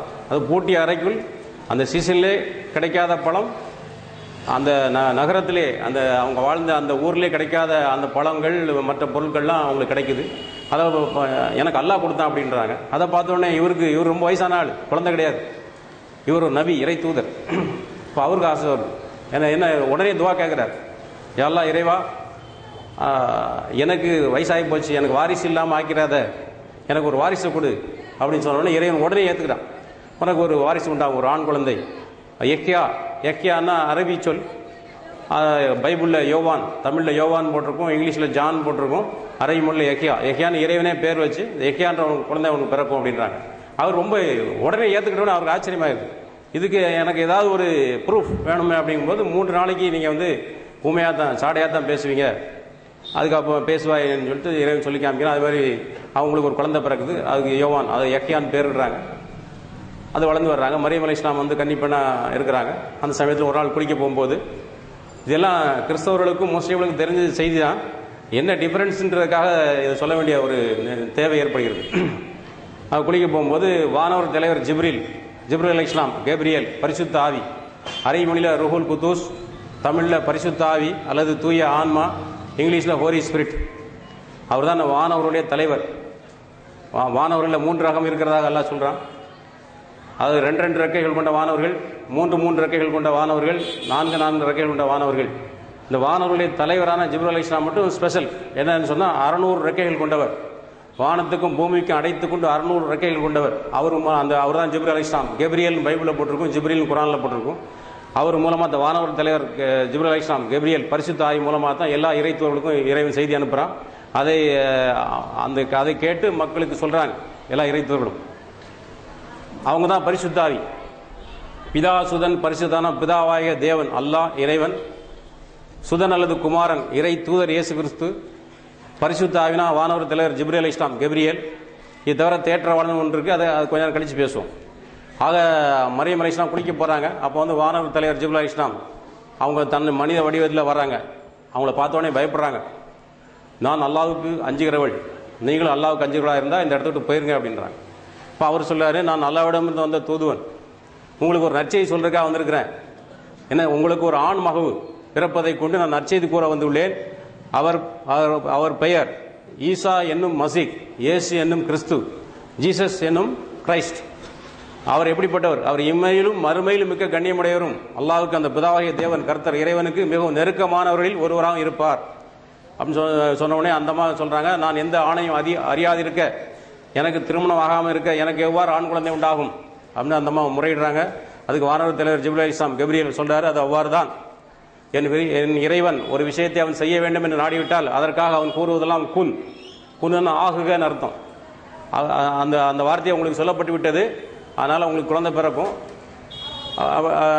அப்படி அவர் சொன்ன உடனே அந்தம்மா என்ன சொல்கிறாங்க, அப்படி நான் ஒரு குழந்தையை பெற்றெடுத்து நான் ஊருக்குள்ளே கொண்டு போனால் என்னை வந்து இந்த உலகம் என்னை பேசுமே, பழி போடுமே. அப்போ கவலைப்படாதீங்க, நீங்கள் வந்து யாராவது உங்களை ஏதாவது கேட்டால் நான் அல்லாஹ்வுக்காக மௌன விரதம் இருக்கிறேன், இன்று யார்கிட்டையும் நான் பேச மாட்டேன், எதை கேட்குறா இருந்தாலும் இந்த குழந்தைகிட்ட கேட்டுக்கிட்டு நீங்கள் சொல்லுங்கள், அந்த குழந்தை பார்த்துக்குறோம் அப்படின்றாரு. அது மாதிரி அந்த ஊரில் கிழக்கு பக்கமாக போகிறாங்க. பிரசவ வேதனை வருது. அப்போ அவங்க நினைச்சாங்களாம், நான் இதற்கு முன்பாகவே மரணித்து மனிதர்களால் மறக்கப்பட்டவளாக ஆகியிருக்க வேண்டுமேன்னு ரொம்ப அங்கலாய்ச்சி சொல்கிறாங்க. அப்போ இறைவன் புறத்துலேருந்து செய்தி வருது, இப்போ மரியமே இந்த பேரிச்சம்பழத்தை பிடிச்சி உழுக்குங்க, மரத்தை உங்களுக்கு பழம் உணவு சாப்பிடுங்க, கீழே ஒரு நீர் விட்டு ஓடுது, எடுத்து நீரை அருந்துங்கன்றாங்க. அது மாதிரி செய்கிறாங்க. குழந்தையை பெற்றெடுத்து ஊருக்குள்ளே கொண்டு வராங்க. இப்போ எல்லாரும் பழி சொல்கிறாங்க, ஹாரூனுடைய சகோதரியே, உன்னுடைய தந்தை கெட்ட மனிதராக இருக்கவில்லை, தாயும் கெட்ட மனுஷா இல்லை, நீ இப்படி ஒரு படிப்புக்குரிய காரியத்தை செய்து விட்டாயின்னு சொல்லும்போது இந்த குழந்தைய கையை காமிச்சு எதை கேட்குறாருந்தாலும் இந்த குழந்தைய கேட்டுக்கணும்னு சைகையில் சொல்கிறாங்க. நான் மௌன விரதம் இருக்கேன், அல்லாஹ்வுக்காக எதை கேட்குறாருன்னு குழந்தைய கேட்டுக்கிடுங்க. அப்போ அவங்க சொல்கிறாங்க, தொட்டியில் குழந்தையாக இருக்கும் ஒருவரிடம் நாங்கள் எவ்வாறு பேச முடியும் அப்படின்னு அவங்க கேட்ட உடனே அந்த குழந்தை இயேசு கிறிஸ்து பேசுகிறாங்க. இந்த செய்தியெல்லாம் பைபிளில் இல்லை, குரானில் மட்டுமே இருக்குது. குழந்தையாக இருக்கும்போது ஜீசஸ் கிரைஸ்ட் பேசினாங்கன்ற இந்த செய்தி பைபிளில் கிடையாது, குரானில் இருக்குது. நான் அல்லாஹ்வின் அடியான், எனக்கு அவன் வேதத்தையும் ஞானத்தையும் கற்றுக் கொடுத்தான், இன்னும் தௌராத்தையும் இஞ்சிலையும் எனக்கு கற்றுக் கொடுத்தான்.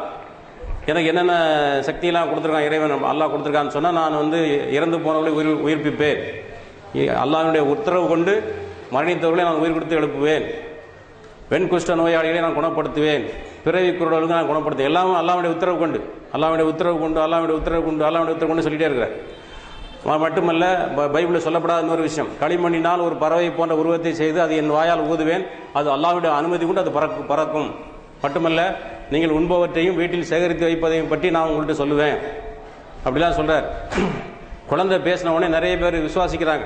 விசுவாசித்து இஸ்லாத்தை ஏற்றுக்கொண்டார்கள். எல்லா முகமது முதல் மனிதர் ஆதம் நபி உட்பட, இறுதி தூதர் முகமது நபி ஸல்லல்லாஹு அலைஹி வஸல்லம் உட்பட, இயேசு கிறிஸ்து உட்பட அனைத்து இறைத்தூர்களும் ஆபிரகாம், நோவா, தாவீது, சாலமன் என்று சொல்லப்படுகிற சுலைமான் அலைஹிஸ்ஸலாம், தாவூத் அலைஹிஸ்ஸலாம், நூஹ் அலைஹிஸ்ஸலாம், இப்ராஹிம் அலைஹிஸ்ஸலாம், இஸ்ஹாக் அலைஹிஸ்ஸலாம், இஸ்மாயில் அலைஹிஸ்ஸலாம், ஈசா அலைஹிஸ்ஸலாம், இயேசு கிறிஸ்து, முகமது நபி ஸல்லல்லாஹு அலைஹி வஸல்லம் அவர்கள் அனைவரும் போதித்த மார்க்கம் இஸ்லாம். இறைவனால் மனித சமுதாயத்திற்கு ஏற்படுத்தப்பட்ட மார்க்கம் தான் இஸ்லாம். உங்களுடைய இறைவன் இஸ்லாத்தை தவிர வேறு ஒன்றை நான் ஏற்றுக்கொள்ள மாட்டேன்னு சொல்லிட்டான். ஏன்னா இறைவனால் கட்டமைக்கப்பட்ட ஒரு மார்க்கம் தான் இஸ்லாம். நபி நாயகம் ஸல்லல்லாஹு அலைஹி வஸல்லம் அவர் கூறுகிறார்கள், இஸ்லாம் என்ற மாளிகை கட்டப்பட்டு முடிக்கப்பட்டு விட்டது, அதனுடைய கடைசி செங்கல் நான், என்னோடு இஸ்லாம் பூர்த்தி ஆகிவிட்டது. இப்போ ஜீசஸ் கிரைஸ்டை பற்றி நபி நாயகம் சொல்கிறாங்க, எனக்கும் ஈசாவுக்கும் இடையில் எந்த தூதரும் இல்லை, நான் தான் கடைசி தூதர், எனக்கு முன்னாடி வந்த தூதர் தான் ஜீசஸ் கிரைஸ்ட், இயேசு கிறிஸ்து, அவர் தான் தூதர். தூதர் இயேசுவின் தூய மார்க்கம் இஸ்லாம். பொதுவாக மக்கள் என்ன நினைச்சிட்டு இருக்காங்க, இந்து மக்கள், கிறிஸ்தவ மக்கள் என்ன நினைச்சிட்டு இருக்காங்க, முகமது நபின்ற ஒரு நபர் மக்கான்ற ஊர்ல ஒரு 1400 வருடங்களுக்கு முன்பாக பிறந்தாரு, அவர் புதுசா ஒரு மதத்தை ஸ்தாபிச்சார், தோற்றுவிச்சாரு, அந்த மதத்துக்கு பேர் தான் இஸ்லாம், அதை பின்பற்றுகிறவர்கள் முஸ்லிம்கள் என்று தவறாக நினைத்துக் கொண்டிருக்கிறார்கள். உண்மை அதுவல்ல.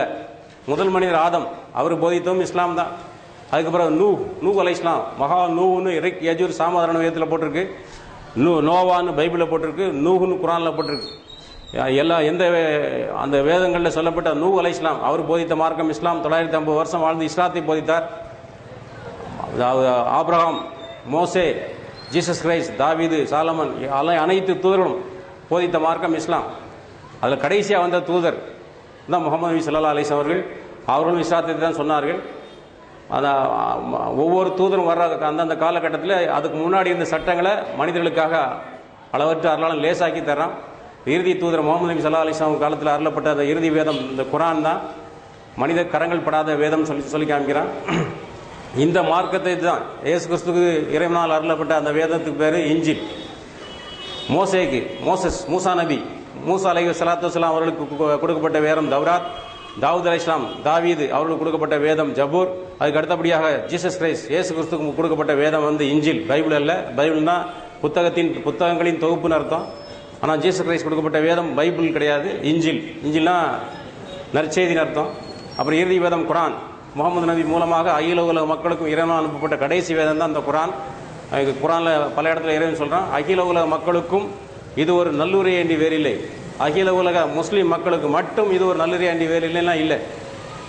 இன்றைக்கு 700 கோடி மக்கள் இந்த பூமியில் வாழ்ந்துகிட்டு இருக்காங்கன்னா 700 கோடி மக்களுக்கும் 700 கோடி மக்களையும் படைத்த ஏக இறைவனால் அருளப்பட்ட கடைசி வேதம் தான் குர்ஆன்.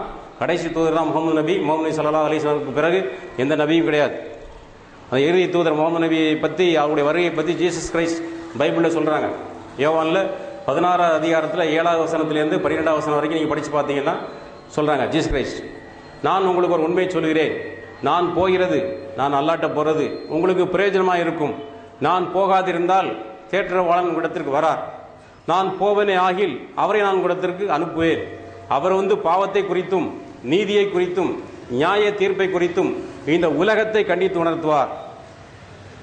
அவர்கள் எந்த யூதர்களுக்காக இறைவன் என்னை தூதரை அனுப்பினானோ அந்த யூதர்கள் என்னை விசுவாசியாதபடினாலே, நான் இறை தூதர் என்று விசுவாசியாதபடினாலே பாவத்தை குறித்தும், நீங்கள் இனி என்னை காணாதபடிக்கு நான் என் பிதாவின் இடத்திற்கு போகிறபடினாலே நீதியை குறித்தும், இந்த உலகத்தின் அதிபதி நியாயம் தீர்க்கப்பட்டதினாலே நியாய தீர்ப்பை குறித்தும் இந்த உலகத்தை கண்டித்து உணர்த்துவார். இன்னும் அநேக காரியங்களை நான் உங்களுக்கு சொல்ல வேண்டியா இருக்கிறது, அதை நீங்கள் இப்பொழுது தாங்க மாட்டீர்கள். சத்திய ஆவியாகி அவர் வரும்போது சகல சத்தியத்திற்குள் உங்களை நடத்துவார். அவர் தாம் சுயமாய் பேசாமல் தாம் கேள்விப்பட்டவர்களை யாவையும் சொல்லி வரப்போகிற காரியங்களை உங்களுக்கு அறிவிப்பார். அவர் என்னுடையதில் எடுத்து உங்களுக்கு அறிவிப்பதனால் என்னையும் மகிமைப்படுத்துவார் என்று ஜீசஸ் கிரைஸ்ட் ஈசா அலைஹிஸ்ஸலாத்து வஸ்ஸலாம் அவர்கள் இறுதி தூதரான முகமது நபி ஸல்லல்லாஹு அலைஹி வஸல்லம் அவர்களுடைய வருகையை பற்றி முன்னறிவிப்பு செய்கிறாங்க. நபிகள் நாயகம் ஸல்லல்லாஹு அலைஹி வஸல்லம் அவர்கள் இயேசு கிறிஸ்துவினுடைய 2ஆம் வருகையை பற்றி முன்னறிவிப்பு செஞ்சுட்டு போயிருக்கிறாங்க. அதாவது சிரியா நாட்டினுடைய தலைநகர் டமாஸ்கஸ்ல கிழக்கு பகுதியில் உள்ள மஸ்ஜித், அதாவது ஒரு பள்ளிவாசலுடைய மினாரில் இயேசு கிறிஸ்து இறங்குவாங்க. 2 வானவர்களுடைய இறக்கத்தின் மீது கை வைத்துக் கொண்டு அந்த மினாரில் இறங்கி கீழே இறங்கி இந்த உலகத்தை 40 வருடம் ஆழ்வார்கள். என்ன மாதிரி ஒரு ஸ்டேட்டஸ்ல வராங்கன்னா அந்த உலகத்துக்கே நீதிபதி. உலகத்துக்கே நடுவராக இருந்து தீர்ப்பளிக்கு நீதிபதியாக வானத்திலிருந்து இறங்க இருக்கிறார். இயேசு கிறிஸ்துனுடைய இரண்டாம் வருகையை பற்றி, ஈசா அலைஹிஸ்ஸலாத்து வஸ்ஸலாம் அவருடைய இரண்டாம் வருகையை பற்றி இறுதி தூதர் முஹம்மது நபி ஸல்லல்லாஹு அலைஹி வஸல்லம் அவர்கள் ரஹ்மத்துல் ஆலமீன் அகில உலக மக்களுக்கும் ஒரு அருள் கொடையாகவே தவிர நபியை நாம் அனுப்பவில்லைன்னு இறுதி தூதரை புகழ்ந்து சொல்லியிருக்கான் இறுதி வேதத்தில், குர்ஆனில் இறைவன். அப்படிப்பட்ட இறுதி தூதர் இயேசு கிறிஸ்துனுடைய இரண்டாம் வருகையை பற்றி சொல்லியிருக்காங்க. அந்த மஸ்ஜிதுடைய மினார், அந்த கோபுரத்தில் வந்து இறங்குவாங்க. அந்த காட்சியை அந்த காலகட்டத்தில் வாழ்கிற அனைத்து மனிதர்களும் ஒரே சமயத்தில் நீங்கள் காண்பீர்கள். இப்போ நம்ம சேட்டலைட் டிவிலாம் வந்துருச்சு. வீட்டில் உட்காந்து கேமரா எல்லாம் அந்த பக்கம் திருப்பினாங்கன்னா Sun TV, Raj TV, Vijay TV, Jaya TV எல்லா டிவிலையும் காமிச்சாங்க. வீட்டில் உட்காந்தே பார்க்கலாம். நம்ம பாசிபிலிட்டிஸ் இருக்குது. ஆனால் 1430 வருஷத்துக்கு முன்னாடி கரண்ட் கிடையாது, மண்ணெண்ணெய் விளக்கு கூட கிடையாது, பூமிக்கு அடியில் கரசின் இருக்குன்னு கூட தெரியாது அந்த மக்களுக்கு. அப்படிப்பட்ட காலகட்டத்தில் நபிகள் நாயகம் சொல்கிறாங்க, இயேசு கிறிஸ்து வானத்திலேருந்து இறங்குவார். அந்த காட்சி அந்த காலகட்டத்தில் பூமியில் வாழ்கிற அனைத்து மனிதர்களும் ஒரே சமயத்தில் நீங்கள் காண்பீர்கள். அவர்கள் அந்த பூமிக்கு வந்த பிறகு திருமணம் முடிப்பார், பிள்ளை குட்டிகள் பெற்றெடுப்பார், பன்றிகளை கொல்வார், சிலுவை உடைப்பார், ஜிஸ்யா என்னும் வரியை வாங்க மறுப்பார். அவர் ஆளுகின்ற காலகட்டத்தில் செல்வம் கரை புரண்டு ஓடும். எந்த அளவுக்கு என்றால் ஏழைகளே இருக்க மாட்டாங்க. அந்த காலகட்டத்தில் ஒரே ஒரு சஜிதா, நெற்றி நிலத்தில் பட அல்லாஹ்வை வணங்குவதுதான் இந்த உலகத்தையோடவும் உலகத்தில் உள்ள அனைத்து பொருட்களையோடவும் அல்லாஹ்விடம் சிறந்ததாக கருதப்படும். அவர்கள் தஜ்ஜாலை கொள்வார்கள், அந்தி கிறிஸ்துவை, தஜ்ஜால் மசீக். அந்த அந்தி கிறிஸ்து ஜீசஸ் கிரைஸ்து வர இரண்டாம் வரைக்கும் முன்னாடியே அவன் வந்து நான் தாங்க அல்லாமா. அந்த தஜ்ஜால் மசீக் அந்தி கிறிஸ்துவை கொலை செய்வார்கள். அவர்களும் மரணித்து மதீனாவில் என்னுடைய அடக்கஸ்தலத்திற்கு பக்கத்தில் அடக்கம் செய்யப்படுவார்கள். நபிகள் நாயகம் சொன்ன வார்த்தை. இயேசு கிறிஸ்து இந்த பூமிக்கு வந்து 40 வருடம் ஆண்டு இந்த தஜ்ஜாலை கொலை செய்துவிட்டு அவர்களும் மரணிப்பார்கள். மரணித்து மதீனாவில் என்னுடைய அடக்கஸ்தலத்திற்கு பக்கத்தில் அடக்கம் செய்யப்படுவார்கள். மறுமையில் நாங்கள் 4 பேர்கள் அல்லாஹ்வினால் ஒன்றாக எழுப்பப்படுவோம். நபிகள் நாயகம் ஸல்லல்லாஹு அலைஹி வஸல்லம் அவர்கள், அவருடைய வலது பக்கத்தில் அபூபக்கர் சித்திக் ரலியல்லாஹு அன்ஹு, இடது பக்கத்தில் ஜீசஸ் கிரைஸ்ட் ஈசா அலைஹிஸ்ஸலாத்து வஸ்ஸலாம் அவர்கள், அவங்களுக்கு இடது பக்கத்தில் உமர் ரலியல்லாஹு அன்ஹு, இன்னொரு நபி தோழர், 4 பேர் ஒன்றாக எழுப்பப்படுவோம். நாங்கள் எந்திரிச்சு பார்க்கும்போதே மூசா நபி அல்லாஹ்வுடைய அர்சை இறைவனுடைய சிம்மாசனத்தை பிடித்துக் கொண்டிருப்பார். எங்களுக்கு முன்பாகவே அவர் உயிர் கொடுத்து எழுப்பப்பட்டார். அவர் எப்பொழுது உயிர் கொடுத்து எழுப்பப்பட்டார் எங்களுக்கு தெரியாது சொல்லிட்டு, அந்த இயேசு கிறிஸ்து ஆளுகின்ற 40 வருட காலகட்டத்தில் என்னுடைய உம்மத்தை சார்ந்த உங்களில் ஒருவர் இமாமாக இருந்து தொழுகை நடத்துவார். அவர் பின்னாடி இருந்து இயேசு கிறிஸ்து அவர்கள் தொழுவார்கள், ஈசா அலைஹிஸ்ஸலாத்து வஸ்ஸலாம் அவர்கள் தொழுவார்கள். அந்த காலகட்டத்தை நீங்கள் நினைத்து பாருங்கள், உங்களுக்கு எவ்வளவு மகிழ்ச்சியாக இருக்கும் அப்படின்னு இயேசு கிறிஸ்துனுடைய இரண்டாம் வருகையை பற்றி நபிகள் நாயகம் ஸல்லல்லாஹு அலைஹி வஸல்லம் சொல்லியிருக்காங்க. சிலுவையில் அறையப்பட்ட விஷயத்தை பற்றி இறைவன் சொல்லும்போது அவர் சிலுவையில் அறையப்படவும் இல்லை, அவர் கொல்லப்படவும் இல்லை. ஈசாவின் தோற்றத்தை பெற்ற வேறொரு மனிதரை அவர்களுக்கு, அந்த யூதர்களுக்கு ஒப்பாக்கப்பட்டது. அந்த மனிதரை தான் சிலுவையில் அறைஞ்சு கொண்டுட்டாங்களே தவிர என்னுடைய தூதரான ஈசாவை அல்ல, அவரை நான் என்னாலே உயர்த்தி கொண்டேன். இப்போ எங்கே இருக்காங்க அப்படின்னு சொன்னால், நபிகள் நாயகம் ஸல்லல்லாஹு அலைஹி வஸல்லம் முஸ்லீம்களுக்கு தெரியும், மெஹராஜ் பயணம் போனாங்க. இப்போ 2வது வானத்தில் ஜீசஸ் கிறிஸ்தையும் யஹ்யா அலைஹிஸ்ஸலாம், அதாவது ஜான் தி பேப்திஸ்ட், யோவான் ஞானஸ்நானி பார்த்து பேசியிருக்கிறாங்க. முதல் வானத்தில் ஆதம் அலைஹிஸ்ஸலாம் பார்க்குறாங்க, 2வது வானத்தில் இயேசு கிறிஸ்துவையும் யஹ்யா அலைஹிஸ்ஸலாம், யோவான் ஜான் தி பேப்திஸ்டையும் பார்க்குறாங்க. அப்போ இயேசு கிறிஸ்து எதிர்கொண்டு வரவேற்கிறாங்க நபிகள் நாயகத்தை. அகலன் கே சகலன், என் அன்பு சகோதரரே முகமது அவர்களே வாருங்கள், தங்களுடைய வரவு நல்வரவாகட்டும். இப்போ 2 சகோதரர்களும் பேசுகிறாங்க. அப்புறம் 3வது வானம் போகிறாங்க. 4, 5, 6வது வானத்தில் மூசா அலைஹிஸ்ஸலாம், 7வது வானத்தில் இப்ராஹிம் அலைஹிஸ்ஸலாம், அது தாண்டி சித்திரத்துல் முன்தஹா என்ற இளந்தை மரத்தில் ஜிப்ரீல் அலைஹிஸ்ஸலாம் பரிசுத்த ஆவி கொண்டு போய் விட்டுட்டு, இதுக்கு மேலே வர்றதுக்கு எனக்கு அனுமதி இல்லை, உங்களுடைய இறைவனிடம் நீங்கள் பேசுங்கள்னு சொன்னாங்க. அப்பொழுதுதான் 5 வேளை தொழுகை கடமையாக்கப்பட்டது. அது நிறைய நீண்ட சம்பவம். அப்போ வந்து ஜீசஸ் கிரைஸ்ட் இப்போ எங்கே இருக்காங்கன்னா, 2வது வானத்தில் நபிகள் நாயகம் ஸல்லல்லாஹு அலைஹி வஸல்லம் அவர்கள் பார்த்ததாக பூமிக்கு வந்து சொல்லியிருக்காங்க. அவர் 2வது வானத்தில் ஒரு கண்ணியமான இடத்துல இருக்காங்க. அப்போ ஜீசஸ் கிரைஸ்ட் வந்து அவர் சிலுவையில் அறையப்படவும் இல்லை, அவர் கொல்லப்படவும் இல்லை. இதுதான் உண்மை. அது ஒரு பெரிய சப்ஜெக்ட், அதை பேசுறதுக்கே 2 மணி நேரம் ஆகும். இதுதான் உண்மை, இதுதான் சத்தியம். இது பைபிளில் யோவானில் 20வது அதிகாரத்தில் 17வது வசனத்தை நீங்கள் படித்து பார்த்தீங்கன்னா தெரியும். அந்த மகதலேனா மரியாள் ஜீசஸ் கிரைஸ்டை சிலுவையில் அறைஞ்சு கொண்டுட்டாங்கன்னு கேள்விப்பட்டு அவங்களே டெட் பாடி வாங்கிட்டு போகிறதுக்கு வருவாங்க. அப்போ அங்கேயும் தேடுவாங்க. ஜீசஸ் கிரைஸ்ட் தோட்டக்காரர் கெட்டப்பில் இருப்பாங்க. அவங்க கேட்குறாங்க, ஸ்திரியே ஏன் அழுகிறாய், யாரை தேடுகிறாய்னா ஜீசஸ் கிரைஸ்ட் தான் கேட்குறாங்க. அந்த அம்மா என்ன நினச்சி வராங்க, இயேசு கிறிஸ்து இறந்து போயிட்டாங்க, அந்தனுடைய ஜனசா அந்த டெட் பாடி வாங்கிட்டு போகலான்னு வர்றாங்க. அந்த பெண்ணை பார்த்து ஜீசஸ் கிறிஸ்து கேட்குறாங்க, தோட்டத்தில் இருக்கிற இயேசு கிறிஸ்து கேட்குறாங்க. அந்த அம்மாவுக்கு புரியல, இதுதான் இயேசு கிறிஸ்து. ஜீசஸ் கிரைஸ்ட் கேட்குறாங்க, ஸ்திரியே பெண்ணே ஏன் அழுகிறாய், யாரை தேடுகிறாய் என்றாள். ஐயா, என்னுடைய ஆண்டவரை அவருடைய உடலை எங்கு வைத்தீர்கள், வைத்த இடம் தெரிந்தது உண்டானால் என்னிடம் கூறுங்கள், நான் போய் அவரை எடுத்துக்கொள்வேன் என்றாள். இயேசு அவளை பார்த்து மரியாளே என்றாள். அவள் திரும்பி பார்த்து ரபுனி என்றாள். அதற்கு போதகரே என்று அர்த்தமாம். கடவுளே கடவுளே மகனேன்னு அர்த்தம் கிடையாது, போதகர்னு அர்த்தம். போதகர் என்ற தமிழ் வார்த்தைக்கு அரபி வார்த்தை நபியே. அது நபியேன்னு தான் சொல்லியிருக்காங்க அந்தம்மா. அவள் திரும்பி பார்த்து ரபுனி என்றால் அதற்கு போதகரே என்று அர்த்தமாம். இயேசு அவளை பார்த்து, நீ என்னை தொடாதே, நான் இன்னும் என் பிதாவின் இடத்திற்கு ஏறி போகவில்லை. நீ போய் என் சகோதரத்திற்கு சென்று என்னுடைய பிதாவின் இடத்திற்கும் உங்களுடைய பிதாவின் இடத்திற்கும் என்னுடைய தேவனிடத்திற்கும் உங்களுடைய தேவனிடத்திற்கும் நான் ஏறி போகிறேன் என்று நீ போய் அவர்களுக்கு சொல்லு என்றார். இங்கிலீஷ் பைபிளில் போட்டிருக்கு, இயேசு said to her, do not cling me, I am not yet ascending to my father, go to my brethren and say to them, I am ascending to my father and your father and to my God and your God. இயேசு கிறிஸ்து சொன்ன வார்த்தை my God and your God. இயேசு கிறிஸ்துவினுடைய இறைவன் தான் அல்லாஹ். தந்தையின்றி அல்லாஹ்வால் படைக்கப்பட்ட ஒரு மனிதர், நபியாக்கப்பட்ட மனிதர் தான் ஜீசஸ் கிரைஸ்ட். தாயும் இல்லாமல் தந்தையும் இல்லாமல் முதல் மனிதர் ஆதம் அலைஹிஸ்ஸலாம் படைச்சான். தட்டினால் ஓசை தரக்கூடிய மாற்றத்திற்குரிய பிசுபிசுப்பான கருப்பு களிமண்ணின் மூலச்சத்திலிருந்து முதல் மனிதனான ஆதமை என்னுடைய 2 கைகளாலும் என்னுடைய கலீஃபாக என்னுடைய பிரதிநிதியாக நான் படைத்தேன்னு சொல்றான். முதல் மனிதன் ஆதமுக்கு தாயும் கிடையாது, தந்தையும் கிடையாது. அவருடைய விழா எலும்பில் மனுஷி ஏவாள் ஹவ்வா அலைஹிஸ்ஸலாம் அவங்கள படைச்சான். முதல் மனிதருக்கும் முதல் மனுஷிக்கும் தாய் தந்தை கிடையாது. ஜீசஸ் கிரைஸ்டுக்கு மனித தாய் இருக்காங்க, மரியம் அலைஹிஸ்ஸலாம் இருக்காங்க, தந்தை மட்டும் கிடையாது. இறைவன் தன்னுடைய அத்தாட்சின்னு சொல்றான். மரியம் அலைஹிஸ்ஸலாம் அவருடைய மகன் ஈசா அலைஹிஸ்ஸலாம் 2 பேருமே என்னுடைய இரண்டு அத்தாட்சிகள் சொல்றான். ஈசாவுடைய உதாரணம் ஆதமுடைய உதாரணத்தை போன்றதே. அவரை களிமணினால் படைத்து தன் ஆகுன்னு உயிர் கொடுத்தான், அது மாதிரி அவர் ஆனார். அதே மாதிரி ஈசாவுடைய இவங்களுடைய அற்புத படைப்பு. இறைவன் தன்னுடைய வல்லமை இந்த உலகத்துக்கு நிரூபிக்கிறதுக்காகவும் தன்னுடைய அத்தாட்சியாக அவங்களை படைச்சிருக்கிறான். அவ்வளவுதான். அதுக்காக அவர் இறைவனுடைய மகனோ இறைவனோ அல்ல என்றதை பல இடத்துல இறைவன் தெளிவாக சொல்லி காமிக்கிறான். அது இயேசு கிறிஸ்து இறை தூதர் தான். அவர்கள் போதித்த மார்க்கம் இஸ்லாம். அந்த அவங்களுக்கு கேள்வி கணக்கு இருக்குது. ஜீசஸ் கிரைஸ்டை நிற்க வச்சு கேள்வி கேட்குறான். எப்போ ஜட்ஜ்மெண்ட்டு, நியாய தீர்ப்பு நாள், கியாமத் நாள் அன்று இயேசு கிறிஸ்துவை பார்த்து நான் என்ன கேள்வி கேட்பேன்னு இறைவன் சொல்லி காமிக்கிறான். அந்த குரானில் 5வது அத்தியாயத்தில் 116, 117, 118 வசனங்களில் இறைவன் சொல்லி காமிக்கிறான்.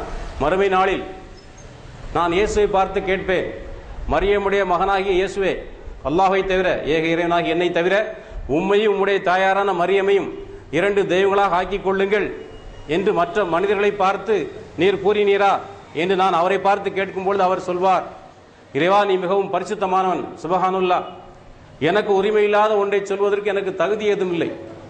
அவ்வாறு சொல்லியிருந்தால், எவ்வாறு சொல்லியிருந்தால், நீங்க படைத்த இறைவனாகி அல்லாஹ் வணங்காதீங்கப்பா, என்னை இவனுடைய தாயார் மரியம் நீங்க வணங்கினா போதும் என்று சொல்லி இருந்தால் அதை திட்டமாக நீ அறிந்திருப்பாய். என் மனதில் உள்ளதை நீ அறிவாய், உன் மனதில் உள்ளதை நான் அறிய மாட்டேன். மறைவானவற்று அறிவோ நீதான். அந்த உலகத்தில் நான் இருந்த காலம் வரைக்கும் அவர்கள் மீது நான் கண்காணிக்கிறனாக இருந்தேன்.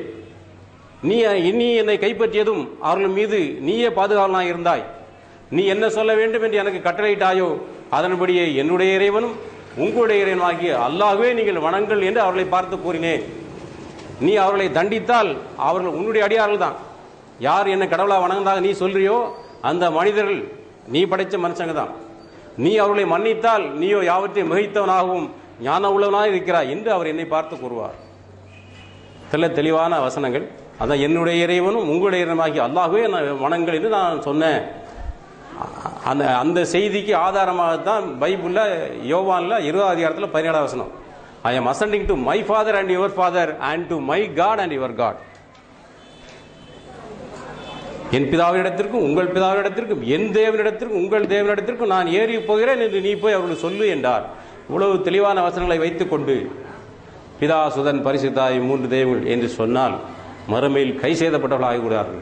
மறுமை நாளில் ஈசா அவர்களுக்கு எதிரான சாட்சியாளர். யாருக்கு? தன்னை கடவுளாக வணங்கின மனிதர்களுக்கு எதிரான சாட்சி சொல்வார்கள். அல்லாஹ் இறைவா நான் ஒன்னுதான் வணங்க சொன்னேன், ஆனா இந்த மனிதர்கள் என்ன வணங்கினாங்க நான் பொறுப்பு கிடையாது. நான் என்ன சொன்னேன்? என்னுடைய இறைவனும் உங்களுடைய இறைவனாகிய அல்லாஹ்வே அந்த ஏக இறைவனே நீங்கள் வணங்கள் என்று நான் அவர்களை பார்த்து கூறினேன். அவங்க தப்பு பண்ணிட்டாங்கன்னா ஐ எம் நாட் ரெஸ்பான்சிபிள். எனக்கு அவங்க தப்பிச்சிருவாங்க. ஈசாவை கொண்டு நம்பிக்கை கொண்டவர்கள் தாங்கள் மரணிப்பதற்கு முன்பாக ஈசாவை பற்றி அறியாமல் அவர் மரணிப்பதில்லை. ஜீசஸ் கிரைஸ்ட் அது மரண தருவாயில இயேசு கிறிஸ்து யார் கடவுளா வணங்கினாங்களோ அந்த மனிதர்கள் தங்களுடைய மரண தருவாயில் இயேசு கிறிஸ்து அல்லாஹ்வுடைய தூதர் தானே தவிர அல்லாஹ் தான் இறைவன், ஜீசஸ் கிரைஸ்ட் கடவுள் கிடையாது, கடவுளுடைய மகனும் கிடையாது என்ற செய்தியை அவங்க தெரிந்த பிறகுதான் மரணிப்பார்கள். கடைசி நேரத்தில் அவங்க நம்பிக்கை, அவங்களுடைய விசுவாசம் அவர்களுக்கு பலன் அளிக்காது. அவர்கள் நிராகரிப்பாளர் என்ற நிலையிலே மரணித்து மறுமையில் நரகம் போய்விடுவார்கள் என்று இறைவன் கூறுகிறார். சொந்த கருத்துலாம் கிடையவே கிடையாது. இறைவனும் இறை தூதரும் சொன்னது தான் நான் சொல்கிறேன். நான் வந்து இந்து குடும்பத்தில் பிறந்தவன், 2 வருடம் கிறிஸ்தவனாக இருந்தேன், பைபிளை படித்தேன். அப்புறம் இஸ்லாத்துக்கு வந்து குரானை படித்து பார்த்தா எல்லா கேள்விக்கும் பதில் இருக்கு இஸ்லாத்தில். ஜீசஸ் கிரைஸ்ட், அதாவது முகமது நபி ஸல்லல்லாஹு அலைஹி வஸல்லம் எந்த மார்க்கத்தை மனிதர்களுக்கு போதித்தார்களோ அதே மார்க்கத்தை அதுக்கு முன்பாக போதித்த இறை தூதர் தான் இயேசு கிறிஸ்து. அந்த தூய்மையான இஸ்லாத்தை தான் எல்லா இறை தூதரும் போதித்தார்கள். இறை தூதர், அதாவது தூதர் இயேசு போதித்த தூய மார்க்கம் இஸ்லாம் தான். இஸ்லாம் என்றால் சாந்தி, அமைதின்னு அர்த்தம். முஸ்லீம் என்றால் கட்டுப்பட்டவன் அர்த்தம். அதை இறைவனுக்கு கட்டுப்பட்டால் இறைவன் மூலமாக நமக்கு கிடைப்பது சாந்தி, சமாதானம் கிடைக்கும், மறுமையில் சொர்க்கம் கிடைக்கும். இறைவனுக்கு இணை வைத்தால் நரக நெருப்பு. எனக்கு இணை வைத்ததை தவிர மீதி உள்ள பாவங்களை நான் நாடியவர்களுக்கு மன்னிப்பேன். எனக்கு இணை வைத்தால் அவர்களுக்கு சொர்க்கத்தை நான் திட்டமாக தடை செய்து விட்டேன். அவர்கள் சொர்க்கத்தின் வாடையை கூட நகர முடியாது. அவர்கள் தூரமான வழிகளாக வழிகட்டி விட்டார்கள். ஜின்னு ஒரு இனம் இருக்கு. ஜின்களையும் மனிதர்களையும் அவர்கள் என்னை வணங்குவதற்காக அன்றி நான் படைக்கவில்லை. வேற எந்த பர்பஸும் இதில் கிடையாது. செயலால் மிக்க அழகானவர் யார் என்று நான் உங்களை சோதிப்பதற்காக உங்களுக்கு மரணத்தையும் வாழ்வையும் நான் ஏற்படுத்தினேன். உங்களுக்கு கொடுக்கப்பட்டு உள்ளவற்றில் உங்களை நாம் சோதிப்பதற்காக உங்களில் சிலரை விட சிலருக்கு தகுதியில் நான் உயர்த்தினேன். பல ஜென்மம் கிடையாது, ஒரே ஜென்மம் தான். பிறக்கிறோம், வாழ்கிறோம், மரணிக்கிறோம். அதுக்கப்புறம் ஜட்ஜ்மெண்ட் டேக்கும் நம்முடைய மரணத்துக்கு இடையில கபூர் வாழ்க்கை, மன்னரை வாழ்க்கைன்னு இருக்கு. அந்த மன்னரை வாழ்க்கை படைத்த இறைவனை மட்டும் வணங்கி இறைவன் அல்லாதட்டை வணங்காமல் இருந்து நற்செயல் செஞ்சாங்கன்னா மன்னரை வாழ்க்கை சொர்க்கத்தின் சாயலான மன்னரை வாழ்க்கை. இல்லை படைத்த இறைவனை வணங்காதவர்களுக்கு நரகத்தின் சாயலான மன்னரை வாழ்க்கை கிடைக்கும். ஜட்ஜ்மெண்ட் அன்னைக்கு ஏக இறைவனாகி அல்லாஹை மட்டும் வணங்கினவங்களுக்கு சொர்க்கம் கிடைக்கும். வணங்கி நற்செயல் செஞ்சவங்களுக்கு சொர்க்கம் கிடைக்கும். ஏக இறைவனாகி அல்லாதவற்றை வணங்கினவங்களுக்கு நரக நெருப்பு தான் சொல்றான் இறைவன். இதுதான் உண்மை. இயேசு கிறிஸ்து போதித்த மார்க்கம் இஸ்லாம். இப்பொழுது இங்கே வந்திருக்கிறாங்க, அதாவது டைரக்டர் சிவி சந்திர அவர்களுக்கு இந்த மேடையில் உங்களை சாட்சியாக வச்சு நான் ஒன்று சொல்ல போகிறேன்.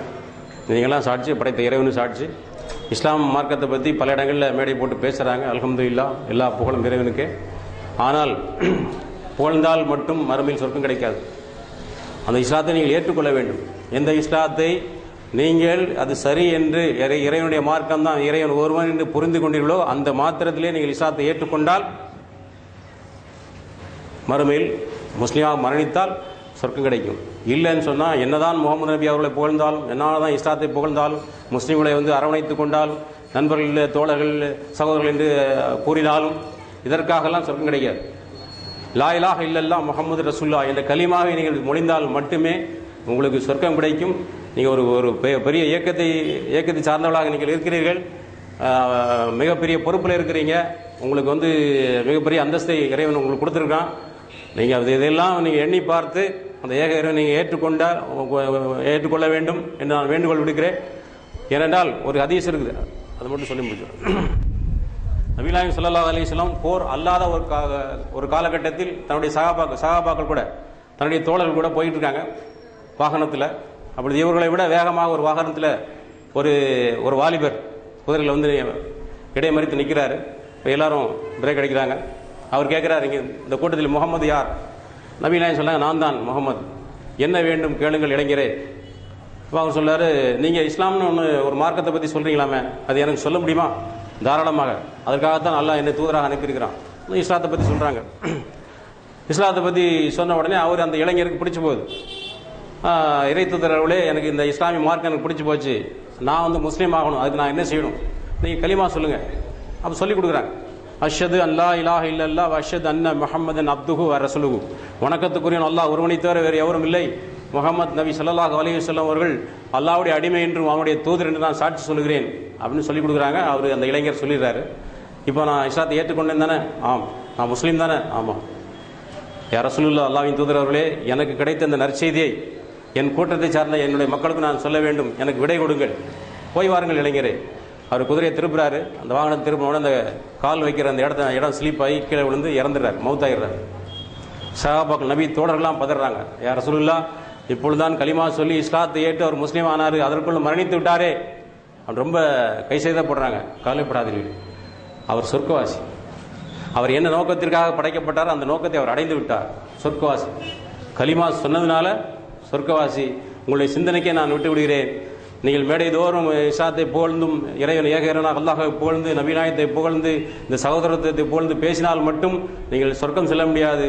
அஷ்ஹது அல்லா இலாஹ இல்லல்லாஹ் வ அஷ்ஹது அன்ன முஹம்மதன் அப்துஹு வ ரசூலுஹு என்ற கலிமாவை நீங்கள் சொன்னால் மட்டுமே, இஸ்லாத்தை ஏற்றுக்கொண்டால் மட்டுமே, நீங்கள் முஸ்லீம் ஆனால் மட்டுமே நீங்கள் சொர்க்கம் செல்ல முடியும். இந்த சத்திய உண்மையை உங்களிடம் சொல்லிவிட்டு இந்த கூட்டம் முடிவதற்குள் நீங்கள் இஸ்லாத்தை ஏற்றுக்கொள்ள வேண்டும் என்று இறைவனை பிரார்த்தித்த வண்ணம் என்னுடைய உரையை நிறைவு செய்கிறேன். வாஹிரு தாவானா அல்ஹம்துலில்லாஹி ரப்பில் ஆலமீன். அஸ்ஸலாமு அலைக்கும் வரஹ்மத்துல்லாஹி வபரகாத்துஹு.